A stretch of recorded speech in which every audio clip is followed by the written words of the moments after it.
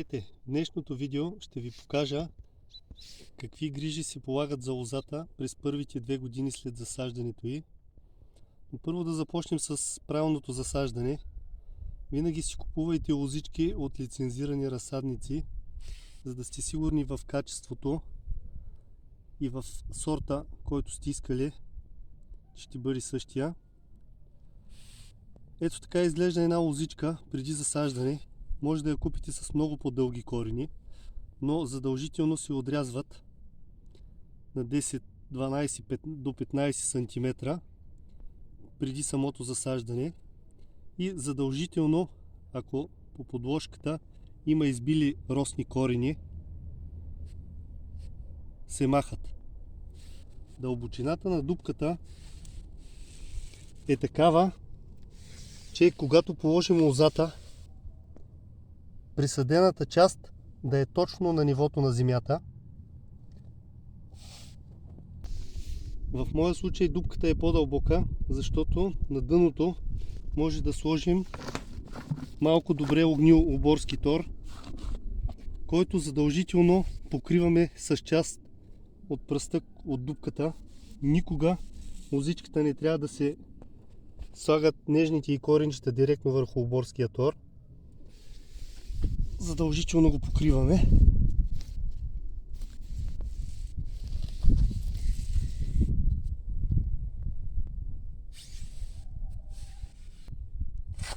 И затрупваме лозата.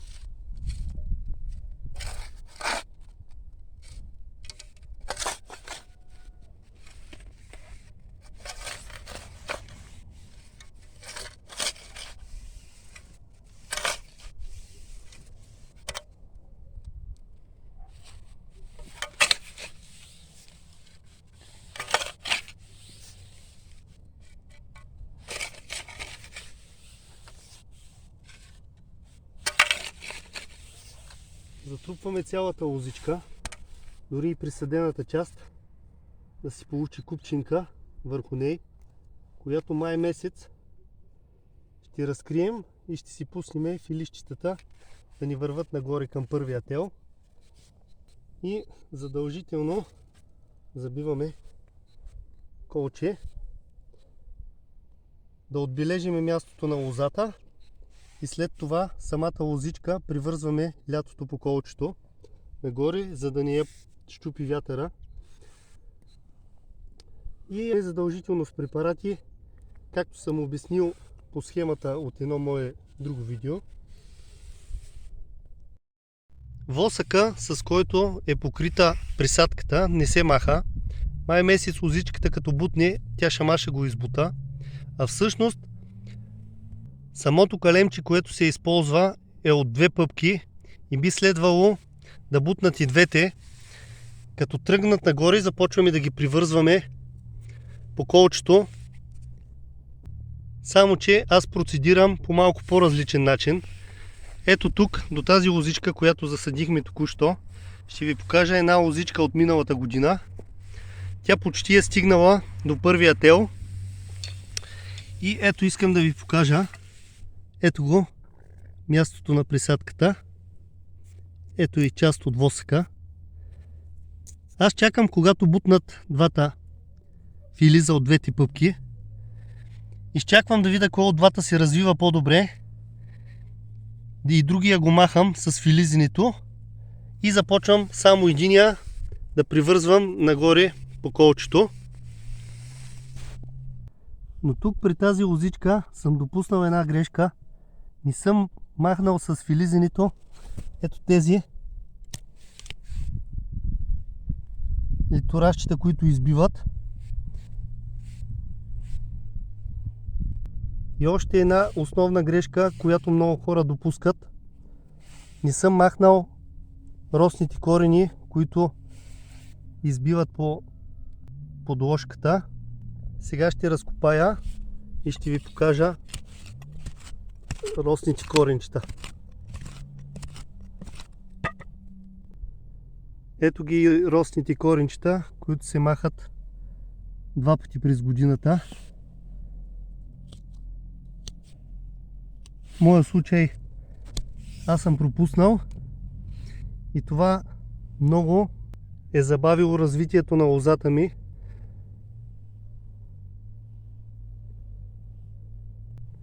Затрупвам дупката.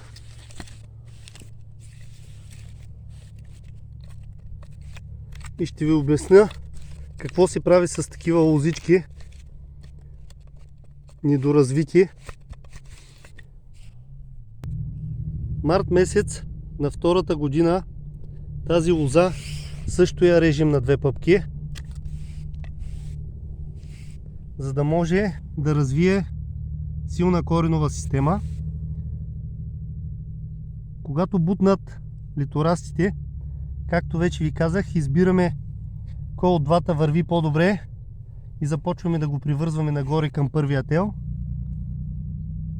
Много важно нещо. 2 пъти в годината махаме росните корени. И поливаме обилно с вода.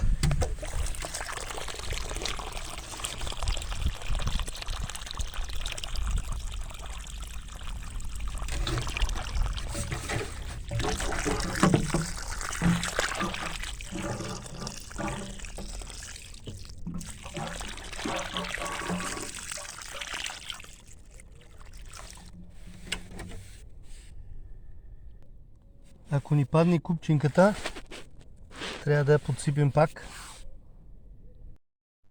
Това лозие е засадено миналата пролет и е точно на 1 година. Може да погледнете. Стигнало е до първия тел и е положено насам в едната посока.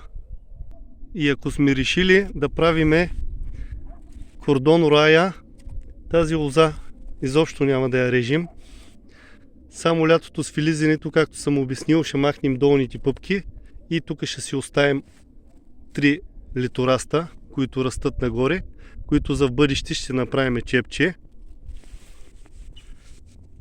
Но ако сме решили да правим гьо, трябва да се отреже подтила и да се пусне надолу, да се офилизи и да се остават само тези двата литораста, наляво и надясно, от които ще направим 2 рамена на гьото, като едното ще го повиеме за рамо, а от другото следващата година ще оставим чеп или второ рамо, зависи колко ни е силна лозата.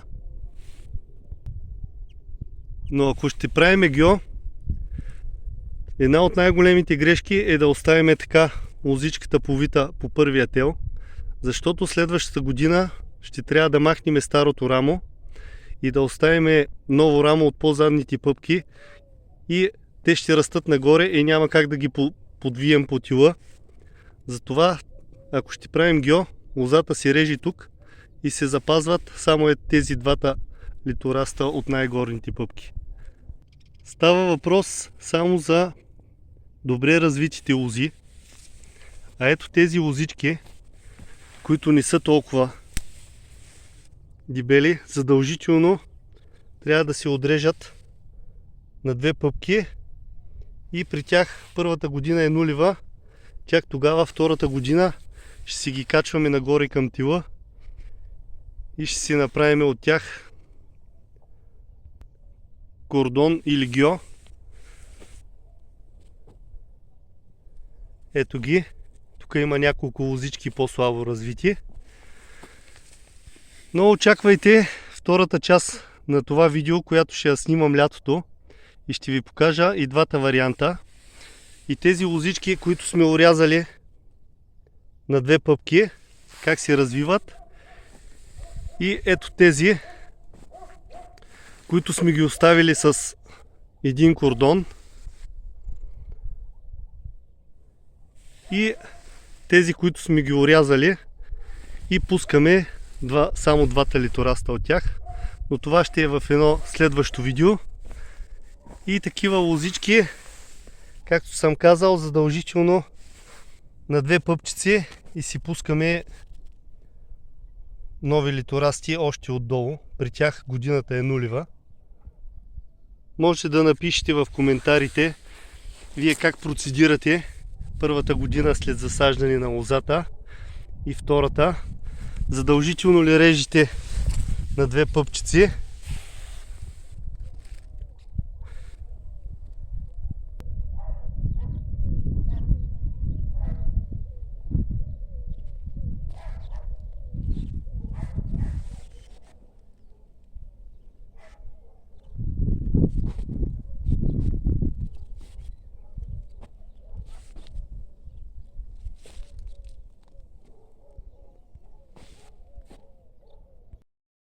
Тук имам и една асма, която за една година стана повече от 3 метра, въпреки че съм и запазил и двата филиза, които са от двете пъпки.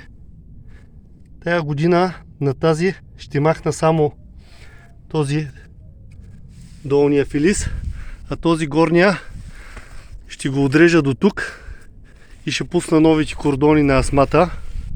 А тук до ней имам още една, която по погрешка счупих и се наложи още есента да я отрежа на две пъпки.